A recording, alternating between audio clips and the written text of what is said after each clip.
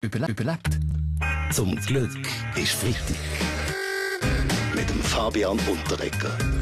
Vergessen die Weltpolitik, die wahren Knaller gibt es in der Schweizer Politik.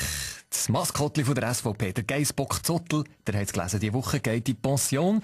Die SVP hat dafür jetzt ein neues Maskottli, es heisst Willi und ist ein Berner Sennenhund. Eine gute Wahl, fragen wir, die Analyse jetzt vom Weltwochenchef Roger Köppel.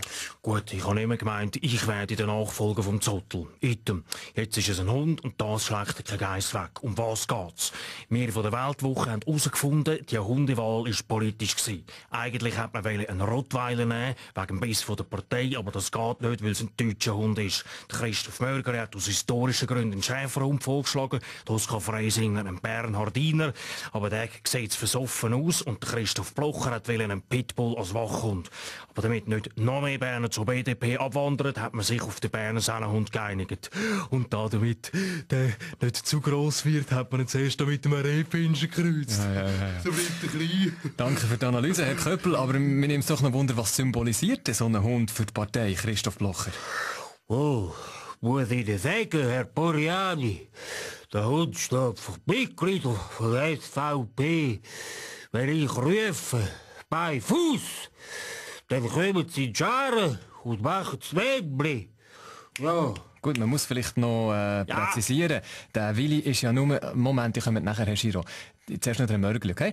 Muss noch präzisieren, der Willi ist ja nur ein Plüschtierli, Nationalrat Mörgeli. Schauen Sie, das ist eine Sparmaßnahme. Dank der Einsparungen beim Futter können wir pro Jahr 20'000 Plakate mehr aufhängen, verstehen Sie? Ja, gut. Also, jetzt so. unser Lieblingsgrün, Bastian Giro. Jetzt kommen wir ja wirklich Zugzwang, der drängt nicht nur vor, jetzt müsst ihr etwas unternehmen. Die SVP hat schon das zweites Maskottli. Ja, in Zukunft kann man die Wahlzettel von der SVP sauber in Rabidock-Kübel schiessen. Und wir von der Grünen präsentieren schon bald das Maskottli, eine Energiesparglühbirne mit dem schönen Namen Bastli. Ja, wie gesagt, ich bin's, der Baschi, sicher nicht der Basti. Ich spare in meiner Birne ja auch mit Leuchten. Gut, etwas haben wir immer noch nicht geklärt. Wie gut passt ein Hund überhaupt zur Politik? Fragen wir unseren Spezialist in diesen Fragen, den Fernsehbiolog, bekannt aus Netznatur, der Andreas Moser. Hund und SVP sind eine ideale Paarung. Beide bellen laut, pissen an jeder Ecke und haben etwa mal einen Flow. Zum Glück ist Freitag.